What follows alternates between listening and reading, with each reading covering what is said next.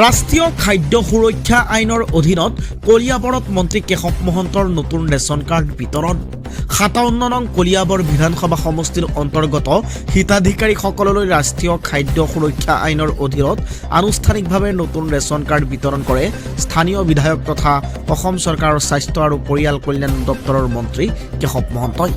বৰ্তমান চৰকাৰে ডক্টৰ হিমন্ত বিশ্ব শৰ্মা ডাঙৰীয়াই মুখ্যমন্ত্ৰী আমাৰ কেবিনেটত এই কথাখিনি সিদ্ধান্ত লৈছে যে ইয়াত যাতে ৪ লাখ টকা পৰ্যন্ত লোকে এই কাৰ্ডখন পাব।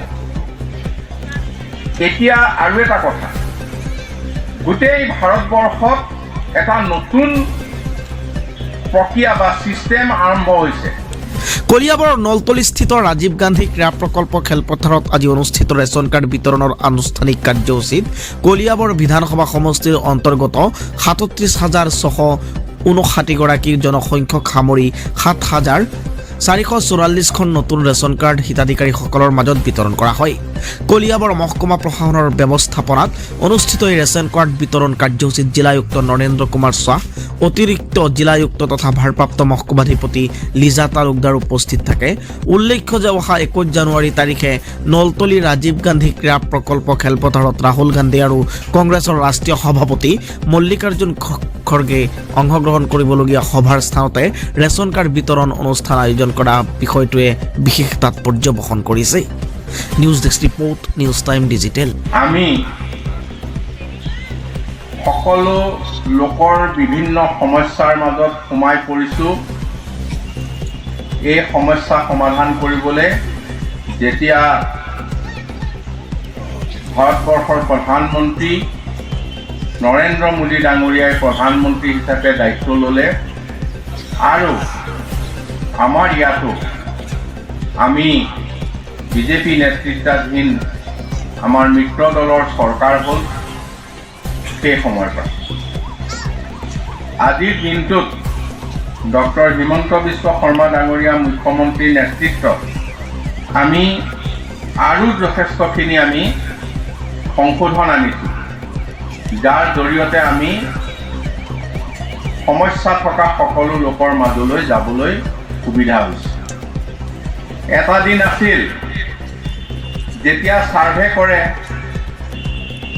তাত চাই যে ঘৰত ফ্ৰিজ আছে নেকি, ঘৰত কিবা সুবিধাটো নাপায়। কিন্তু আমাৰ মুখ্যমন্ত্ৰী ডক্টৰ হিমন্ত বিশ্ব শৰ্মা ডাঙৰীয়াৰ নেতৃত্বত এই গোটেইবিলাক আমি সংশোধন কৰিছোঁ।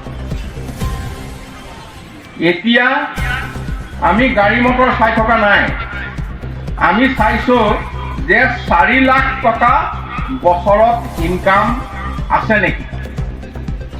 এতিয়া ৪ লাখ টকা ইনকাম কৰিবলৈ হ'লে আপোনালোকে ভাবি চিন্তি চাওক যে কোনোবাই ক'ৰবাত কোম্পানী এটাত কাম কৰিছে, ১০,০০০ টকাও দৰমহা পোৱা নাই, বছৰত ১ লাখ টকাও ইনকাম নহয়, তাৰপিছত গৈ 4th গ্ৰেডৰ ৪ৰ্থ শ্ৰেণীৰ চাকৰি কৰিছে, ২৫-৩০ হাজাৰ টকা দৰমহা পাইছে। তেওঁলোকৰ দৰমহাটো গৈ ধৰি লওক মানে ২৫ হাজাৰকৈ পালেও তেওঁলোকৰ হয়তো ৩ লাখ টকাহে ইনকাম হৈছে। তাৰপিছত গৈ কোনোবাই চাকৰি ৰিটায়াৰ হ'ল, পেঞ্চন পাইছে, ১০,০০০, ১৫,০০০ টকা কাৰোবাৰ পেঞ্চন হৈছে। সেই পেঞ্চনটোৰে তেওঁলোকৰ নাতে আৰু তেওঁলোকে গৈ সেই যিটো মানে ইনকাম সেইটো হয়তো বছৰত ১.৫-২ লাখ হয়তো ইনকাম হৈছে। এতিয়া আমি ঠিক কৰিছোঁ যে ৪ লাখ পৰ্যন্ত ইনকাম, ৪ লাখ পৰ্যন্ত ইনকাম বুলি ক'লে সাধাৰণতে আমাৰ ৪ৰ্থ শ্ৰেণীৰ কৰ্মচাৰীয়ে হওক, কণ্টেক্সচুৱেল কৰ্মচাৰীয়ে হওক, পেঞ্চন বাদ পৰি গৈছে। সেইকাৰণে এতিয়া বৰ্তমান চৰকাৰে ডক্টৰ হিমন্ত বিশ্ব শৰ্মা ডাঙৰীয়াই মুখ্যমন্ত্ৰী আমাৰ কেবিনেটত এই কথাখিনি সিদ্ধান্ত লৈছে যে ইয়াত যাতে ৪ লাখ টকা পৰ্যন্ত লোকে এই কাৰ্ডখন পাব। এতিয়া আৰু এটা কথা, গোটেই ভাৰতবৰ্ষত এটা নতুন প্ৰক্ৰিয়া বা ছিষ্টেম আৰম্ভ হৈছে। এই ছিষ্টেমটো এনেকুৱা ভোগালী শুভেচ্ছা জনাইছোঁ আৰু আজি আমি কলিয়াবৰৰ যিটো নতুন সমষ্টি সেই সমষ্টিৰ অন্তৰ্গত ৭,৪৪৪ গৰাকী লোকক আমি নতুন ৰেচন কাৰ্ড বিতৰণ কৰিছোঁ আৰু এই ৰেচন কাৰ্ডৰ লগতে তেখেতসকলে উজ্জ্বলা গেছ আৰু ৫ লাখ টকাকৈ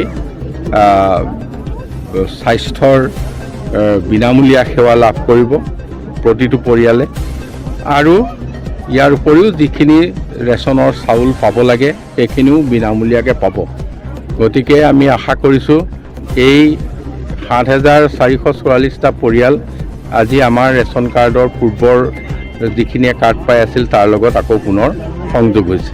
আত্মসহায়ক গোটৰ প্ৰতিগৰাকী আত্মসহায়ক গোটৰ বাবে আমি প্ৰায় ৩৯ লাখ আমাৰ যি মহিলা আত্মসহায়ক গোটৰ সদস্যা তেওঁলোকক ইণ্ডিভিজুৱেলি 10,000 টকা ব্যৱসায় কৰিবলৈ আগধন দিয়া হ'ব। তাৰ কাৰণে ইতিমধ্যে আমাৰ ফৰ্ম 2 এদিনতে ওলাব আৰু ওলালেই তেওঁলোকে সেইখিনি ফৰ্ম ফিল আপ কৰিলে তেওঁলোকে তাৰ কাৰণে যোগ্যতা অৰ্জন কৰিব।